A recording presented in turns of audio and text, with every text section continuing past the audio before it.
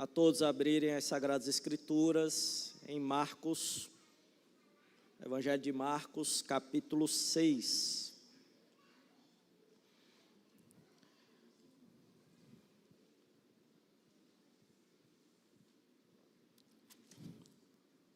Evangelho de Marcos, capítulo 6.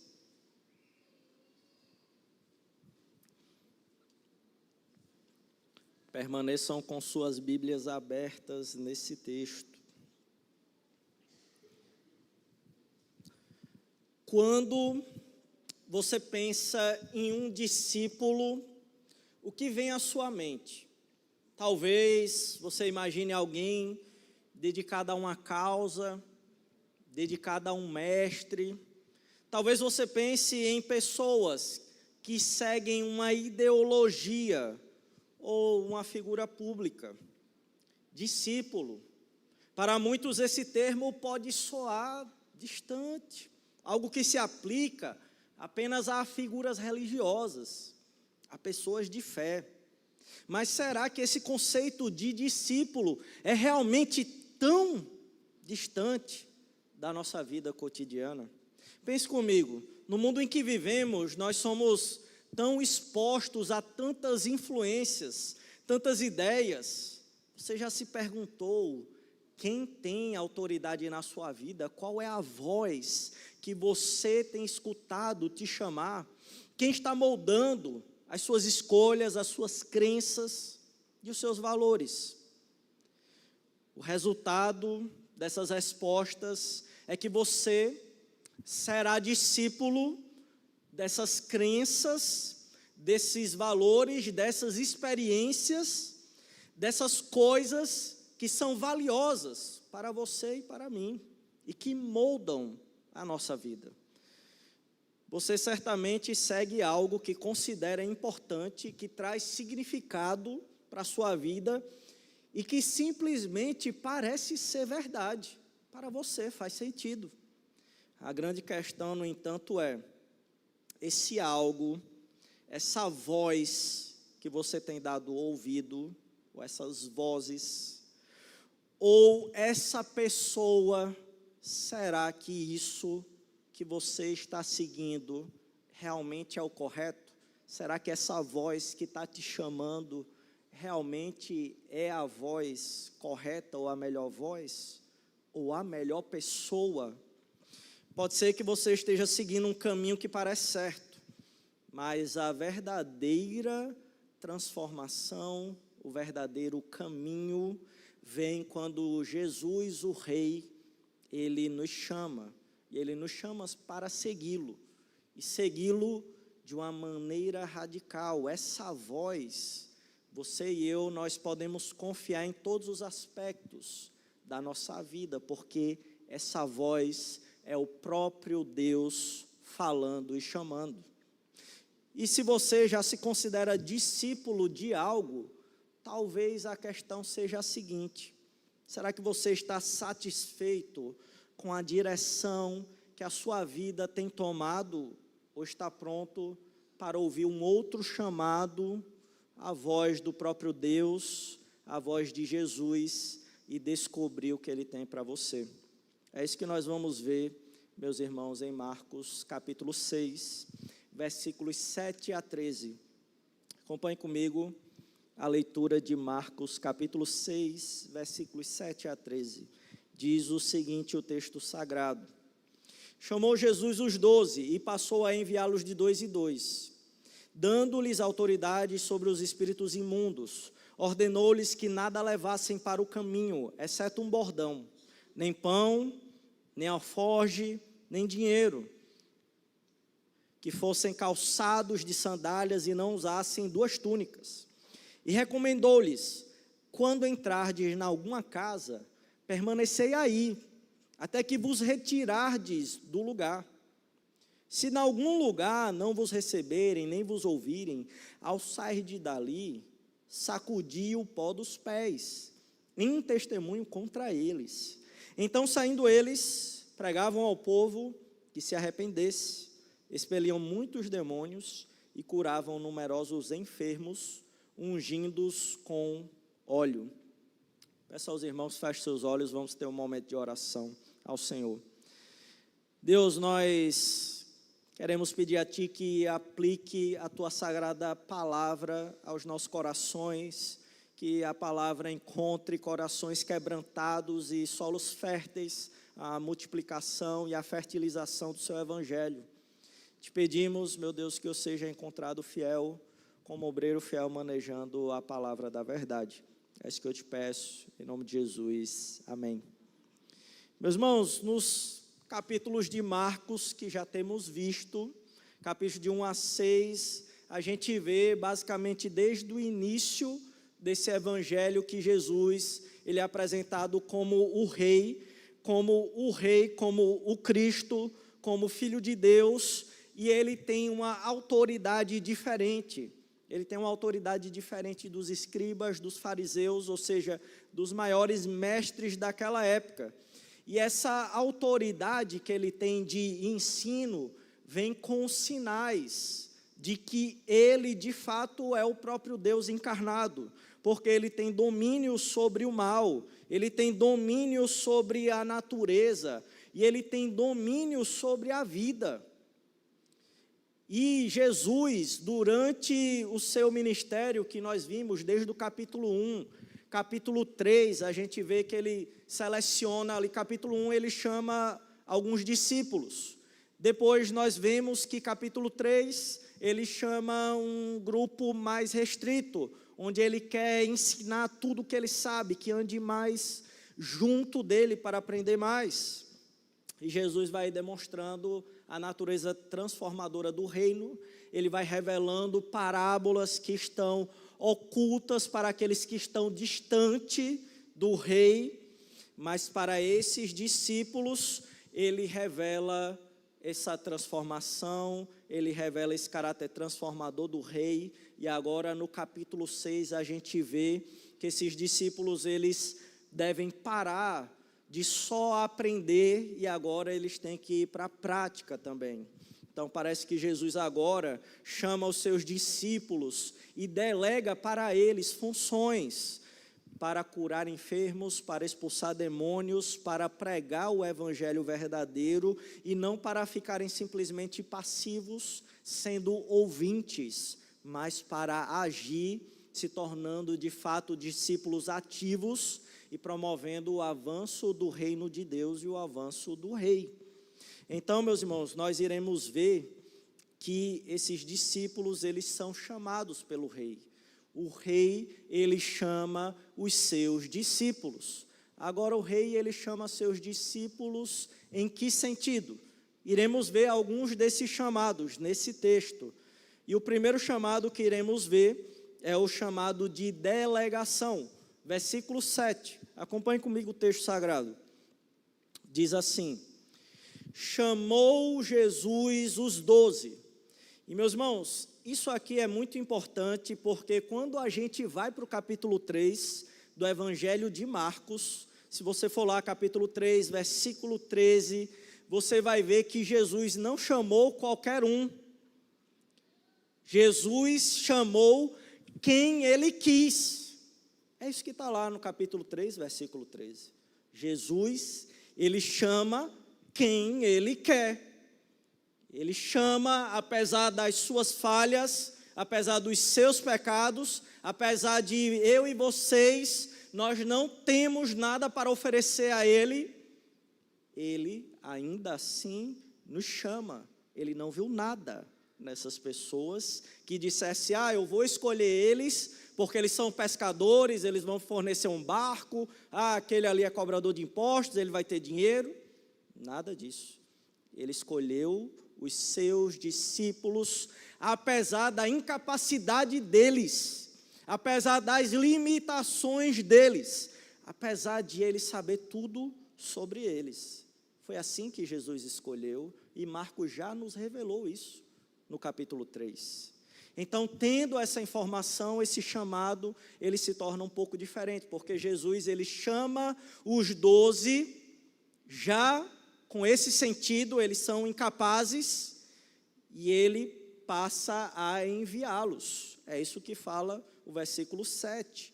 E se você for no capítulo 3, versículo 14, um versículo depois, você vai ver que Jesus, ele seleciona esses 12 apóstolos, esses 12 discípulos, para um trabalho especial.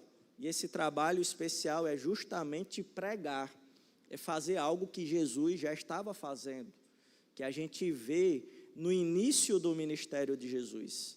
Ele já selecionou com esse objetivo. E Jesus, ele selecionou esses, apesar de ser traído por um. Então, no capítulo 3 já é revelado que Judas, o traidor, está lá. E leia esse texto de agora com essa consciência. Então, Jesus chama e ele passa a enviar esses. Ou seja, parou o período de só aprender e me acompanhar. Vocês agora fazem esse envio. Como Jesus ele vai delegando isso para eles, esse chamado. E o versículo 7 diz de 2 em 2, de 2 a 2. E se você for para o capítulo 17 de Deuteronômio, quando um judeu ele olha isso, 2 a 2, vem na mente dele Deuteronômio, vem os livros de Moisés, que lá dizia que por 2 ou 3 testemunhas é que era validado, é que era comprovado contra aquela pessoa que ela adorou de maneira impura a Deus. No capítulo 17 de Deuteronômio, ou seja, e essa pessoa, ela estava sentenciada ao juízo de Deus, ou seja, à morte. Então Deus, Jesus Cristo, próprio Deus encarnado, ele coloca as pessoas de 2 em 2, porque vai servir de testemunha ou positiva ou negativa, o que vai acontecer, como as pessoas vão receber essas pessoas. Será que as pessoas vão receber negativamente essa mensagem? Negativamente a delegação que Jesus está mandando, que representa o próprio rei?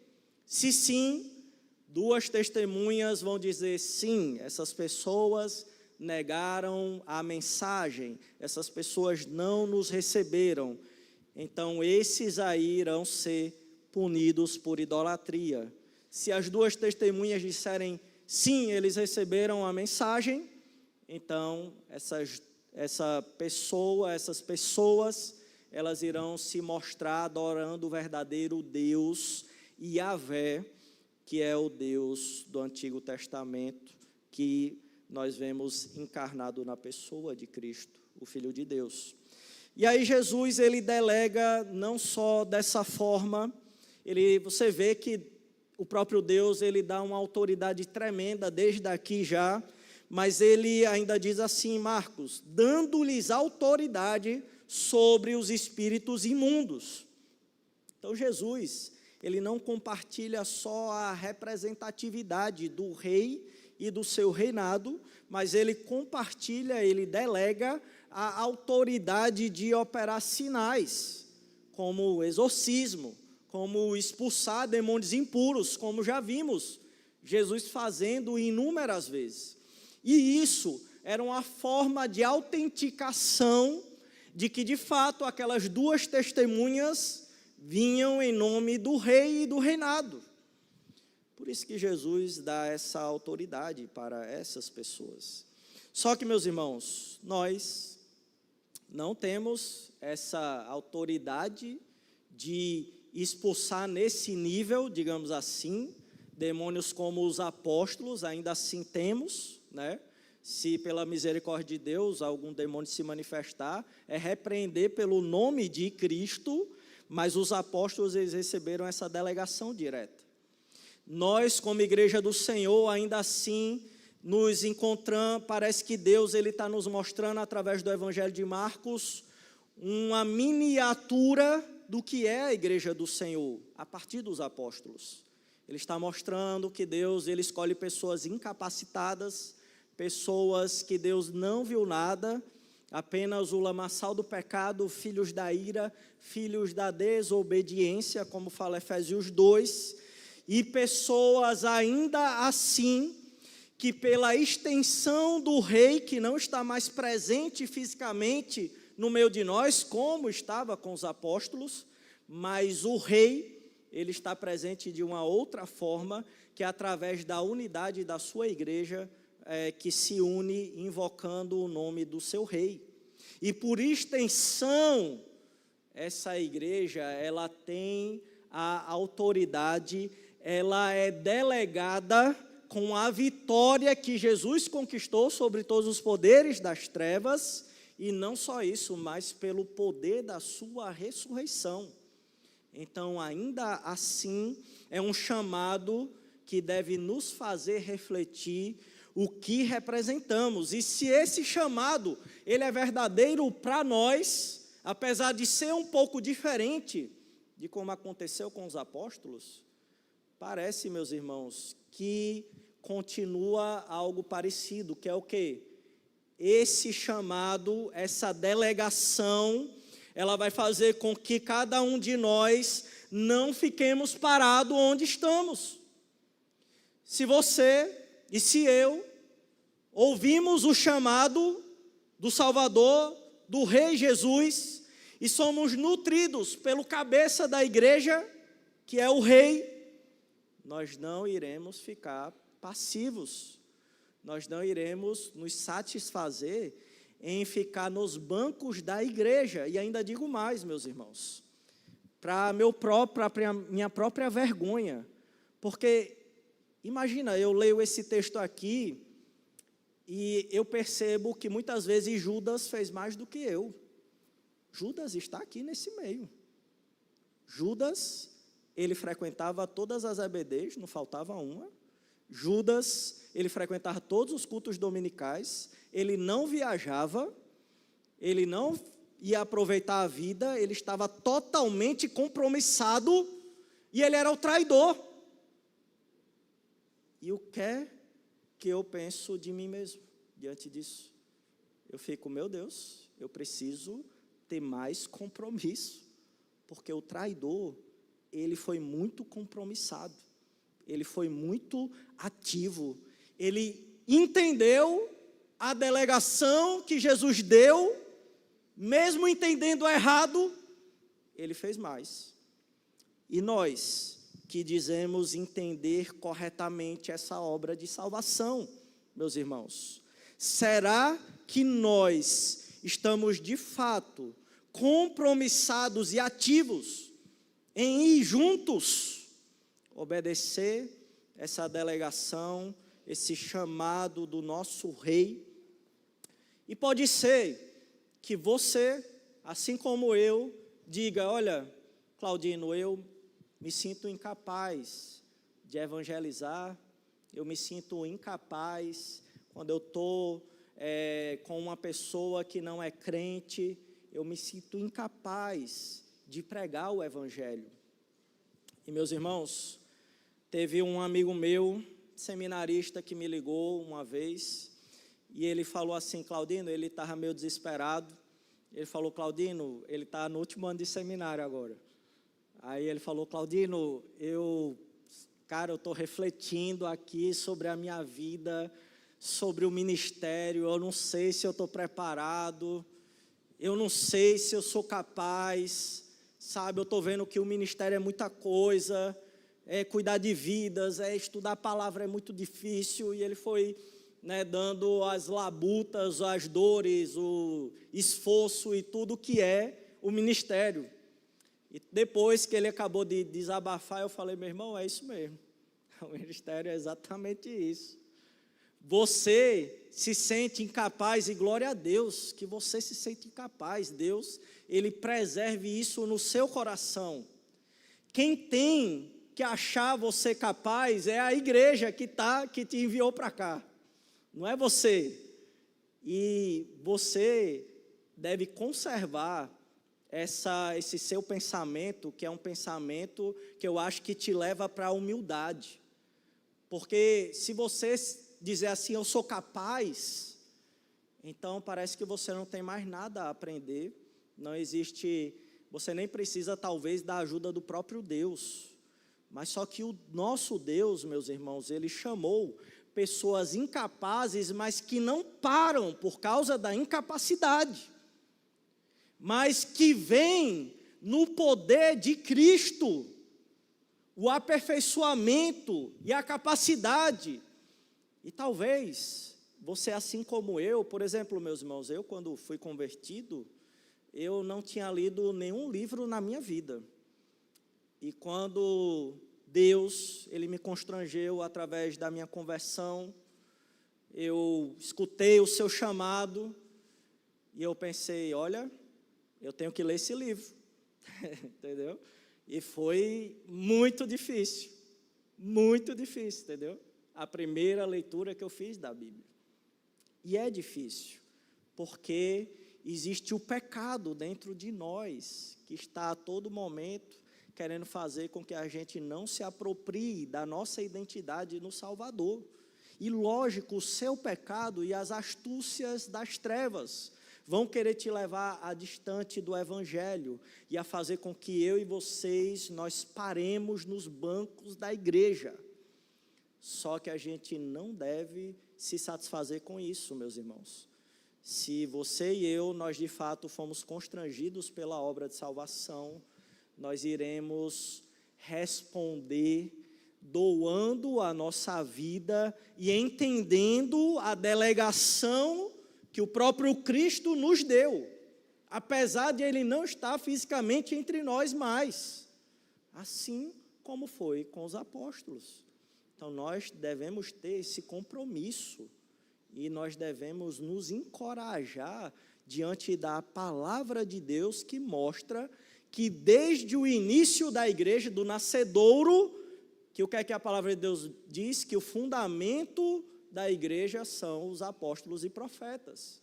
Então aqui é o fundamento, e nós devemos pegar eles como exemplo de obediência e delegação, que apesar de serem pescadores, pessoas vistas como impuras, pessoas à margem da sociedade, ainda assim agiram em obediência e obedecendo a esse chamado do Senhor. Meus irmãos, nós estamos vendo que o Rei Jesus chama discípulos. O primeiro chamado que nós vimos foi a delegação, versículo 7. O segundo chamado que nós iremos ver é instrução, versículos 8 a 11. Jesus Cristo, Ele deu autoridade para a igreja, Ele deu autoridade para os seus apóstolos, e Ele instrui o que fazer e como fazer. Vejamos aqui no versículo 8 o que Ele diz. Ordenou-lhes que nada levassem para o caminho. Esse ordenou-lhes a gente pode traduzir como instruiu, literalmente instruiu eles que nada levassem para o caminho, que nada levassem para a jornada. Veja, e se a gente for para as Sagradas Escrituras, você vai lembrar, por exemplo, de Hebreus, que mostra que a fé em Jesus, ser discípulo de Cristo é uma jornada, e é uma jornada que não é fácil, que o autor aos Hebreus chama de agonia, é a palavra que ele usa ali para carreira, é agonizante, é difícil, e Jesus está instruindo os seus apóstolos que nada levem nessa jornada, porque quanto mais o seu coração e o meu coração se apega a este mundo, mais a gente se esquece da urgência do rei e do seu reinado. É com esse cuidado que Jesus está instruindo os seus apóstolos e discípulos. E é assim, não no mesmo sentido, que de fato eles não levaram quase nada, e a gente vai ver. Mas Jesus, Ele está falando para a gente também, que nós devemos nos desprender de muitas coisas que nos prendem aqui. Nós não devemos levar nada, nós não iremos levar nada, meus irmãos. A urgência do reinado e do rei não tem relação com as coisas, objetos deste mundo, mas tem relação com as pessoas.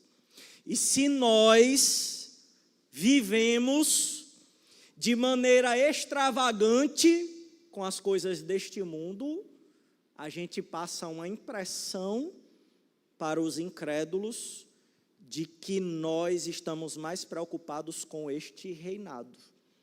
E é isso que Jesus ele está preocupado aqui, quando ele instrui os seus discípulos, falando que agora você não deve comprar nada, que você deve viver em pano de saco e com roupas rasgadas, mas eu estou dizendo que quem sabe, assim como os puritanos, na época da igreja, eles tinham a mentalidade de que se você ganha muito, cuidado para não gastar demais.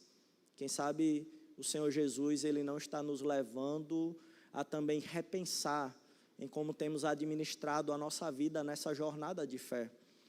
Será que a gente está investindo muito em coisas deste mundo e pouco em coisas da eternidade? Ou seja, em pessoas, em salvação, em discipulado? Será que os recursos que a gente usa para um McDonald's, para um fast food, para uma saída, que hoje em dia a inflação está caríssima, né, meus irmãos? Então, R$50, R$20, R$30. Quem tem esse privilégio de sair, comer fora? E quanto de dinheiro e recurso nós temos investido em outras pessoas? Claudino, eu não tenho dinheiro. Você tem tempo? Se você tiver tempo, tem como investir em pessoas. Se você tiver tempo, tem como estudar, tem como se doar e investir em almas perdidas e talvez até em membros da própria igreja que estão precisando de aconchego e de um refrigério na alma, lembrando da eternidade. Então Jesus, ele instrui, olha, não leve nada nessa jornada. E ele vai falar, exceto, veja, poucas coisas, exceto um bordão.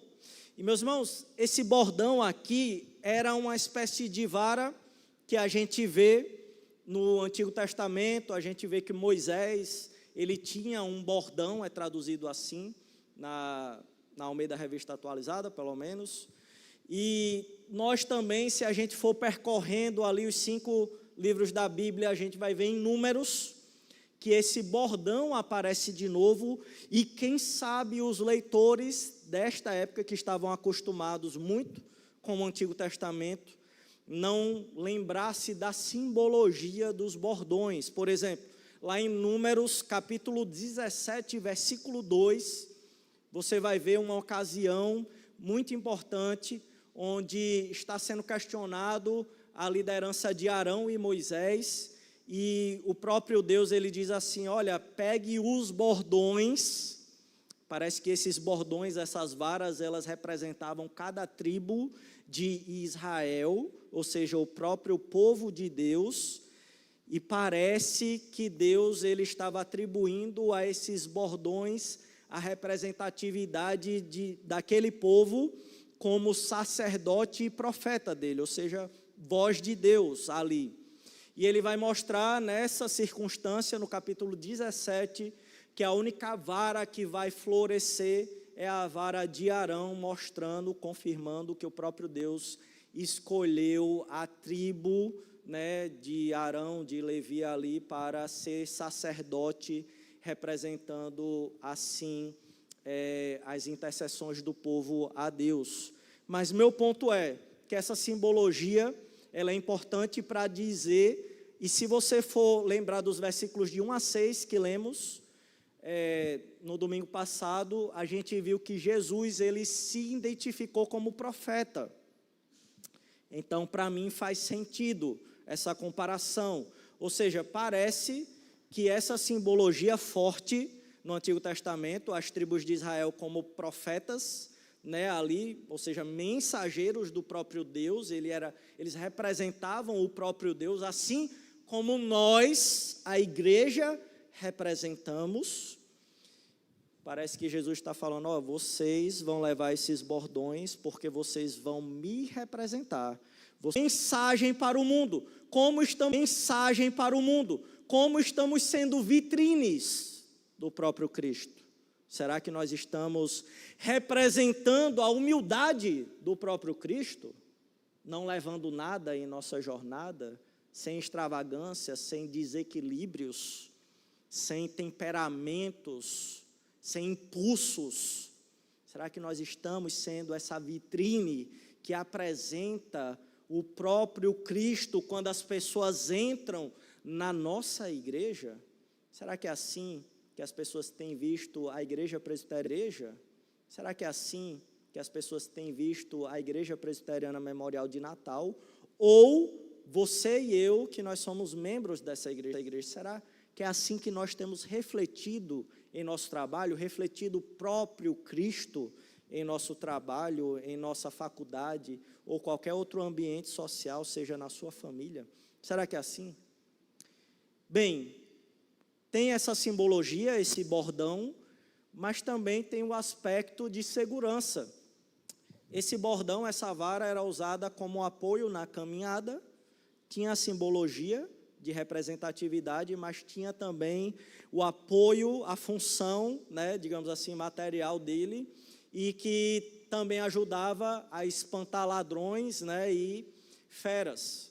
Então, Jesus Cristo, ele está falando, olha, você só tem uma necessidade básica, e essa necessidade básica é de segurança. E você e eu, nós temos a necessidade apenas de sermos simples. Nós temos que passar a simplicidade do Evangelho às pessoas aí fora. E a simplicidade do Evangelho, ela vai estar refletida em como essas pessoas enxergam a nossa igreja e enxergam cada um de nós como dependentes do próprio Cristo. Será que no momento de insegurança na sua vida e na minha vida, como a gente se comporta? Como alguém que depende de Deus ou como as pessoas do mundo que entram em desespero e em crises existenciais? Jesus ainda fala assim, olha, não leve nem pão, versículo 8, nem alforge. Jesus Cristo, ele está dizendo, olha, vocês não vão precisar manter as suas necessidades básicas, porque eu não quero que vocês fiquem ali muito tempo naquele lugar. Vocês não vão levar alforge, que é um saco, vamos colocar aí, vamos adaptar para hoje, uma espécie de mochila, onde a gente podia levar os nossos recursos próprios em viagem, porque vocês não vão estar ali para se manterem fixos naquele lugar. Vocês vão estar ali para cumprir uma missão. Vocês vão ser o parâmetro para hoje a igreja. A igreja, ela não precisa acumular, ela não precisa estar acumulando dinheiro, estar toda hora com dinheiro em poupança, a não ser que seja para um objetivo específico. Mas a igreja do Senhor Jesus Cristo, ela tem que se doar. A urgência é grande, meus irmãos. E é isso que Jesus Cristo, ele quer deixar claro. Ele quer deixar claro que aqueles discípulos, eles não querem lugar fixo na terra. Eles são peregrinos verdadeiramente. E lógico, tem irmãos nossos aqui que tem a sua casa, glória a Deus que você comprou a sua casa, graças a Deus. Mas será que eu e vocês, essas coisas, elas mais nos prendem ou elas nos fazem olhar para a incrível misericórdia de Deus e dizer, rapaz, agora é que eu vou servir mais o meu rei? Será que é isso ou será que essas coisas, esse conforto que Jesus ele tem te agraciado, tem feito com que você, agora eu vou servir menos, você tem vindo menos aos cultos, você tem vindo menos às escolas bíblicas, você falou assim, eu vou até parar de servir porque eu estou ocupado aproveitando a vida, agora comprei um carro novo, agora não sei o quê, ou seja, Cada vez que Jesus ele vai te abençoando, colocando você com um salário melhor, uma promoção melhor, coisa do tipo, você está cada vez se identificando mais com esse mundo. Será que é isso? Deve ser pensado, porque Jesus fala assim, nem dinheiro. Sabe por que Jesus está falando isso? Essa expressão significa nem moeda de cobre. Ou seja, vocês não devem nem levar um cinto, que essa é a expressão, um cinto com moeda de cobre nela. Por quê? Porque Jesus está mostrando que o Evangelho, ele não é enriquecimento. O Evangelho, ele não está se importando tanto com a sua situação financeira e com a minha situação financeira. Em que sentido? No sentido de te recompensar pela sua fidelidade a Deus e me recompensar com a minha fidelidade a Deus.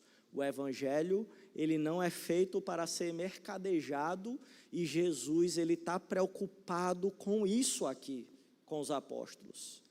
E porque parece que o Evangelho não é só aí fora não, parece que o Evangelho na Igreja Presbiteriana do Brasil virou um mercado. Parece que eventos e congressos, eles são feitos para que seja arrecadado dinheiro. Você vê grandes igrejas enormes, que têm milhões de recurso, que ainda assim cobra os seus congressos nessas igrejas. Eu estou falando porque eu vi, entendeu? Igrejas milionárias, cobrando para membros usufruírem. Vamos fazer o estudo de Atos. Aí chega, não, é R$50 para a inscrição. Será que isso não reflete o mercadejar da palavra que tanto Jesus, ele lutava contra, e ele passava para que os seus apóstolos, eles não passassem essa impressão de mercado? Se você falar com o mundo, com as pessoas do mundo aí fora, elas vão estar achando isso da gente. Isso diz mais sobre nós do que eles que estão em pecado. Isso serve para que a gente se avalie, meus irmãos.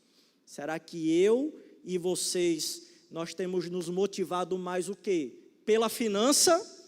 E eu digo uma coisa já, se você, pela graça de Deus, pela misericórdia de Deus, está empregado, tem um bom emprego, eu duvido que você falte o seu trabalho, porque você sabe o desconto que vai ter no seu contra-cheque. Agora, será que é a mesma proporção de compromisso em resposta ao rei e o seu reinado? Talvez isso revele mais sobre o nosso coração e em como temos servido ao rei. Versículo 9, Jesus diz assim, que fossem calçados de sandálias, calçados, ou seja, esses calçados eram calçados simples, não era um calçado ostentoso não, para que as pessoas vissem, ixi, que calçado bom esses discípulos estão vestindo aí, viu? Eu quero ser também desse rei aí. Mas só que eram calçados simples, entendeu? O mais simples possível, porque Jesus, ele está toda hora colocando entendimento nos discípulos que eles não vão ter tempo de parar. Então, vista um calçado simples, porque você vai ter uma jornada muito grande. Você vai gastar muito esses pés. Você não precisa de um calçado que não tenha a funcionalidade ideal para o que eu quero que vocês façam. E Jesus ainda diz assim, não usassem 2 túnicas, ou seja, não levasse túnica extra. Em tudo isso, meus irmãos, a gente está vendo uma coisa só nessa primeira instrução aqui, que os discípulos devem mostrar uma vida de dependência em relação ao rei. É isso. Mostre você e mostre que eu dependo do rei. Como é que eu vou mostrar isso? Vivendo uma vida esbanjadora, comprando sempre tudo de forma extravagante. Aproveite a vida, curta a vida, viva a vida, meu irmão. É assim? Não, não é assim com os discípulos do rei. E nós vemos isso, e os testemunhos mais incríveis que eu vejo, pelo menos que edificam a minha fé, são pessoas que têm muito recurso para gastar e fazer o que quiser, e elas se privam de fazer isso por causa do rei. Elas vivem uma vida que eles poderiam viver muito bem aqui, só que eles não. Eu quero investir num missionário, eu quero investir no avanço do reino, eu quero investir em outras coisas. E talvez você não tenha nenhum recurso, não sobre nada, você paga as contas, de fato, você vive uma vida assim, só a misericórdia, mas quem sabe você tem tempo, você tem mão, você tem pé, ou seja, você tem muita coisa também para oferecer ao rei, e o rei está falando, dependa de mim. Outra instrução que nós vemos no versículo 10, meus irmãos, acompanhem comigo, diz assim, ó, e recomendou-lhes, ou seja, e dizia, né, traduzindo literalmente, ele continuou a instrução, e dizia, quando entrardes em alguma casa, permanecei aí. Veja só, está cada vez colocando mais nítido em nós a urgência do rei e do seu reinado. Ele fala isso para que os seus discípulos, eles não cheguem numa casa, e ele, rapaz, essa primeira casa não está muito boa não, entendeu? Outro irmão ofereceu a casa ali melhor, a casa dele é melhor. Ei, irmão, obrigado aí, entendeu, pela sua casa, agora eu vou para aquela outra que o irmão ofereceu. Ele falou, ó, nessa casa que oferecerem, fique aí. E qual era a impressão que Marcos e Jesus está querendo passar para a gente? Que a vida espiritual, ela não é uma vida de benefícios pessoais, de interesses pessoais. Ou seja, se você ficar naquela casa, por mais ruim que ela seja, fique ali. E fique ali até quando? Versículo 10. Até vos retirardes do lugar. Ou seja, até que a missão que você foi fazer seja completada, fique só naquela casa. E Jesus, ao mesmo tempo, revela algo muito importante para a gente, meus irmãos. Perceba, você vê que hoje em dia, a gente tem uma realidade um pouco diferente, onde as pessoas vivem em condomínios fechados, né? Muita gente vive nesse tipo de condomínio, onde algumas pessoas ainda têm o privilégio de viver em casas, mas o que eu quero falar com isso é que nós estamos numa sociedade fechada. Então, a gente bater de porta em porta é meio chato. As pessoas veem a gente como pessoas chatas, entendeu? Principalmente testemunha de Jeová, né? Testemunha de Jeová chega, a pessoa, meu Deus do céu, lá vem a testemunha de Jeová. Aí, ou seja, você está fazendo alguma coisa, e como a nossa sociedade é muito individualista, que é o contrário dessa sociedade, essa sociedade era muito público as coisas. Eles tinham uma cultura de viver junto, a todo momento. Inclusive paredes, às vezes em casas, era difícil ver, justamente para que a pessoa ela se sentisse na liberdade de entrar naquele lugar, onde estava sendo ensinado e coisas do tipo. Então era uma sociedade bem diferente. E nessa sociedade bem diferente, evangelizar dessa forma era muito qualitativo. Agora, me parece que a principal forma de evangelização hoje é através dos relacionamentos. E é isso que Jesus está colocando aqui. Que nós possamos evangelizar e pregar a palavra de Deus através dos nossos relacionamentos.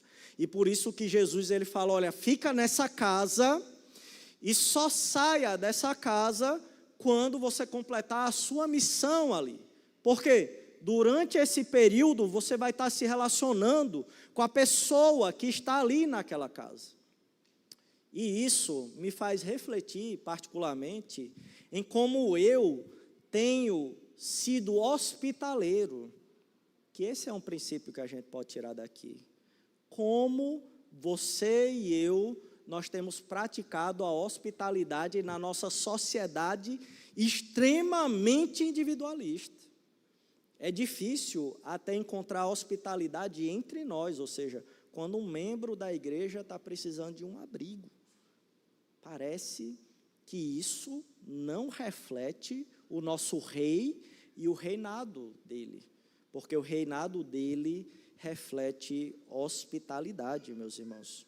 Versículo 11, acompanhe comigo, diz o seguinte: se em algum lugar não vos receberem, nem vos ouvirem, ou seja, rejeição, se vocês forem rejeitados, e não é vocês somente, mas é a mensagem for rejeitada. Se a mensagem for rejeitada, o que é que vai acontecer? Ao sair dali, sacudiu o pó dos pés, em testemunho contra eles.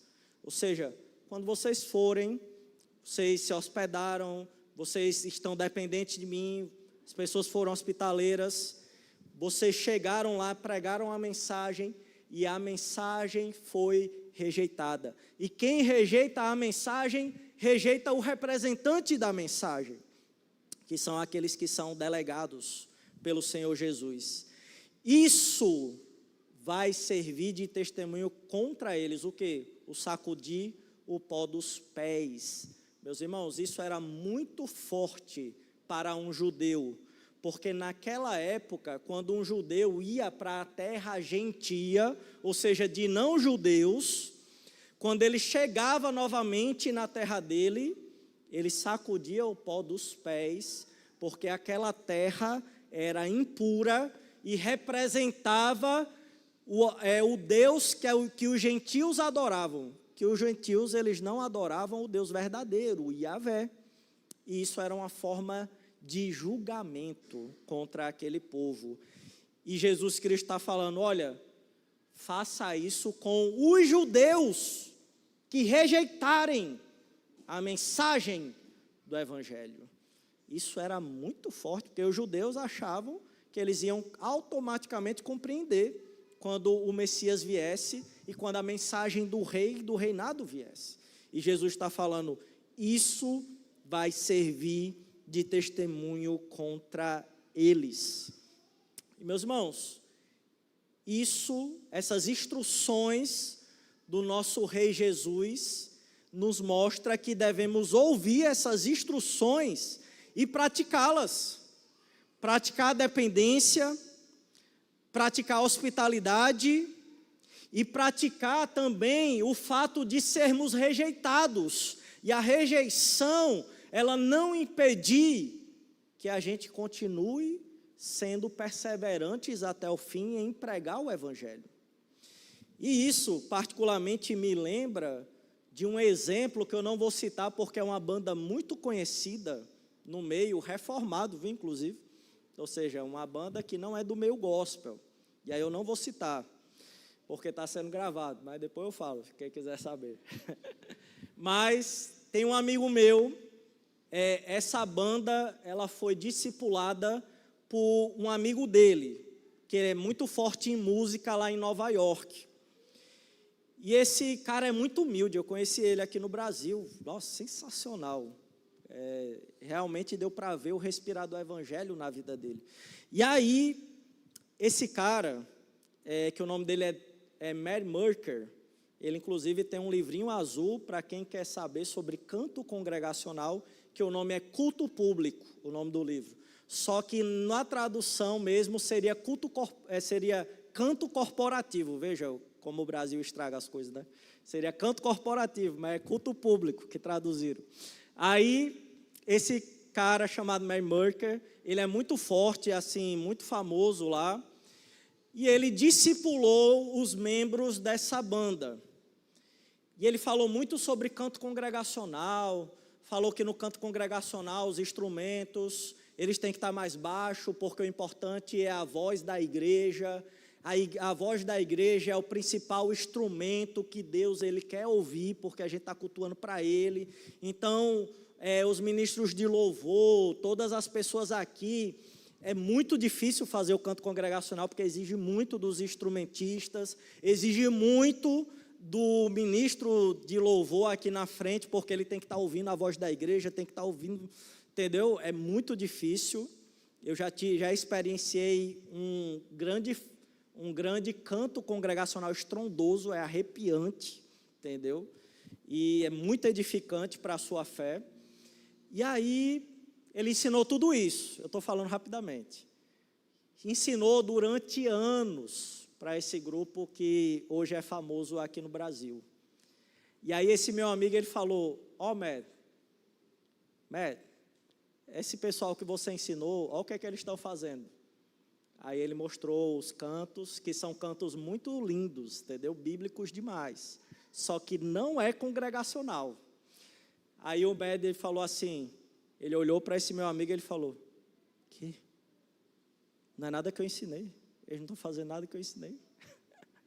E isso, meus irmãos, me lembrou justamente o que pode acontecer com a gente.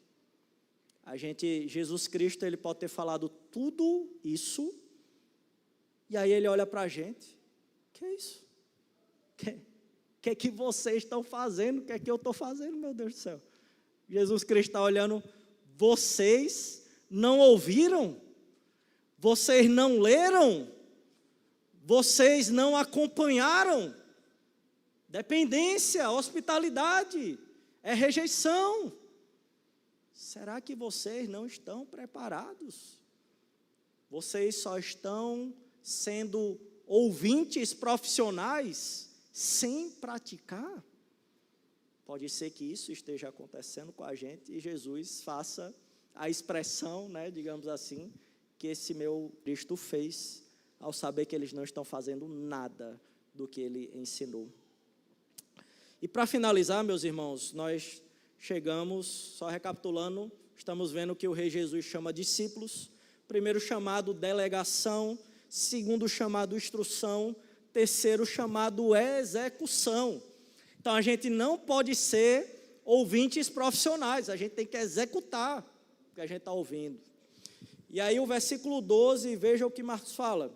Ele disse, então, após ouvir a delegação, a instrução, então, saindo eles, pregavam ao povo que se arrependesse. Então, veja, para mim e para alguns estudiosos, esse saindo eles, como eu falei, reflete uma miniatura já da igreja. Porque perceba, os apóstolos saíram da presença física do rei.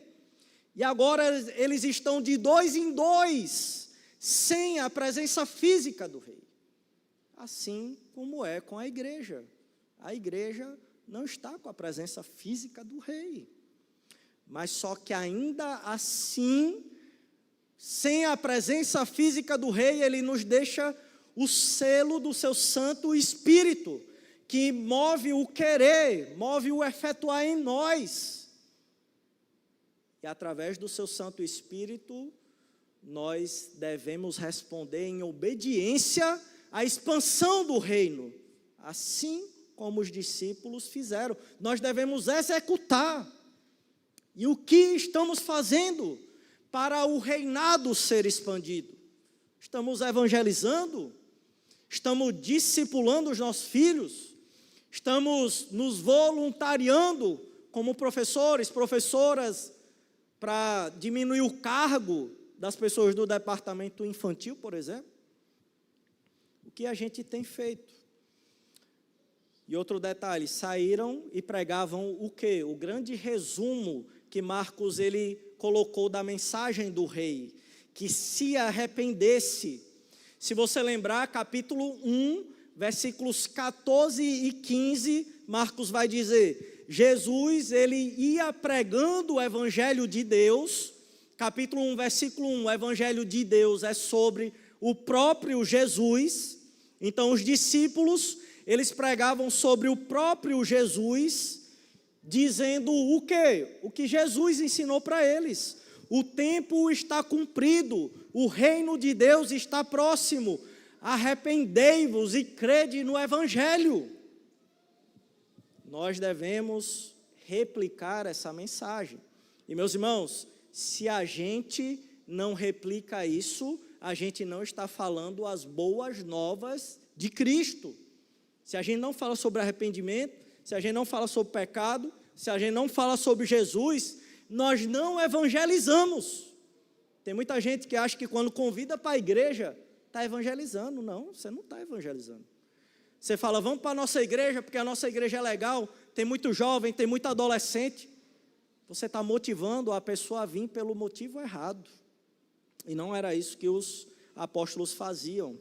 Depois diz o versículo 13, expeliam muitos demônios e curavam numerosos enfermos, ungindo-os com óleo. Ou seja, sinais do poder de Deus, sinais da restauração desse reinado. E meus irmãos, isso me lembra uma vez que eu estive nas minhas andanças por aí, em igrejas presbiterianas.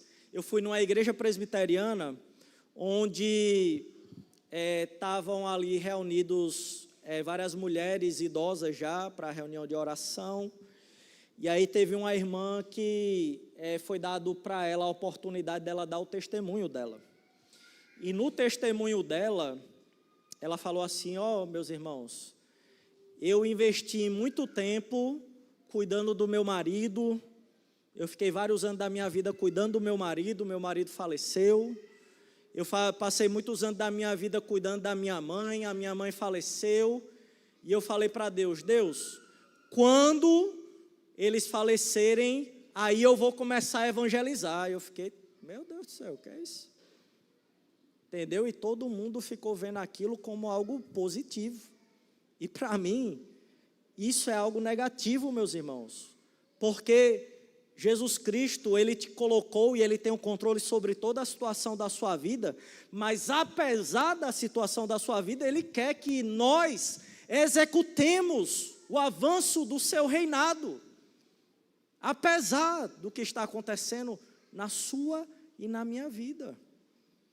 E essa irmã entendeu o contrário, e ela ainda falou que quando evangelizava, ela entregava panfleto para as pessoas, que é outro engano, que nós não estamos evangelizando, meus irmãos. Entrega de panfleto por si só, se aquela pessoa não leu as boas novas, você não evangelizou e nem eu evangelizei. Agora, se a gente entrega o panfleto e diz, olha, aqui está falando sobre as boas novas de Jesus, arrependa-se do seu pecado, entendeu? Você explica para a pessoa, aí sim, você está anunciando o evangelho verdadeiro para que essa pessoa se arrependa. Jesus Cristo, Ele quer que a gente execute a sua obra e Ele nos dá o poder da sua ressurreição e vitória sobre todos os poderes das trevas. Minha irmã, meu irmão, o chamado de Jesus não é para seguir apenas uma ideia ou filosofia, mas para ser discípulo de uma pessoa, para ser discípulo do Rei Jesus, vivendo uma transformação profunda. Todos nós seguimos algo, mas a verdadeira mudança vem de seguir Jesus, que nos convida a ir além da nossa inércia, da nossa passividade, e além do nosso conforto. O caminho de Jesus, ele não é fácil, mas ele traz paz verdadeira, traz verdadeira libertação e traz verdadeira recompensa eterna.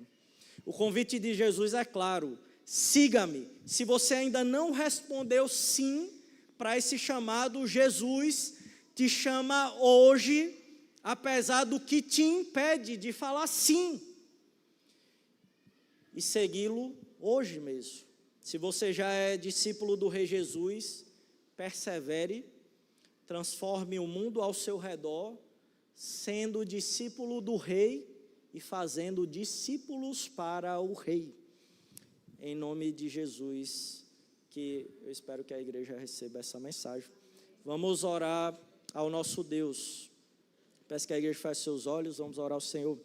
Senhor, nós estamos aqui diante da Tua presença para Te agradecer pela Tua palavra que foi ministrada. Agradecer, Deus, que o Senhor, pela Tua graça e misericórdia, nos mostra um cenário pequeno ali ainda, nascente da Tua igreja com Teus apóstolos, e nos faz refletir tanto sobre a nossa vida de igreja hoje. Apesar de não termos a Sua presença física conosco, o Senhor ainda assim nos deixa o Consolador, nos deixa o Teu Santo Espírito, que nos encoraja, nos move e nos dá, Deus, a verdadeira direção do que devemos fazer. Deus, que o Teu Santo Espírito possa chegar em cada irmão e irmã, possa chegar em mim e fazer refletir e nos examinar se realmente temos refletido o Seu chamado e obedecido a Tua voz que nos chamou. Deus, nos ajuda a sermos pessoas dependentes de Ti, nos ajuda a assumirmos e a entendermos o verdadeiro compromisso de delegação do Seu Evangelho que o Senhor dá para a Sua igreja. Nos ajuda, Deus, a entendermos as instruções de dependermos de Ti, de sermos pessoas que aceitem a rejeição à Sua palavra, mas isso não seja de forma alguma desencorajamento para nós, que nós possamos olhar para os Teus apóstolos que mesmo rejeitados, ainda assim deram suas vidas pelo Evangelho e pela expansão do Teu reino. Nos ajuda, Deus, a executar a Tua obra aqui, através da Tua força, através do poder da Tua ressurreição. É isso que nós pedimos, em nome de Jesus. Amém.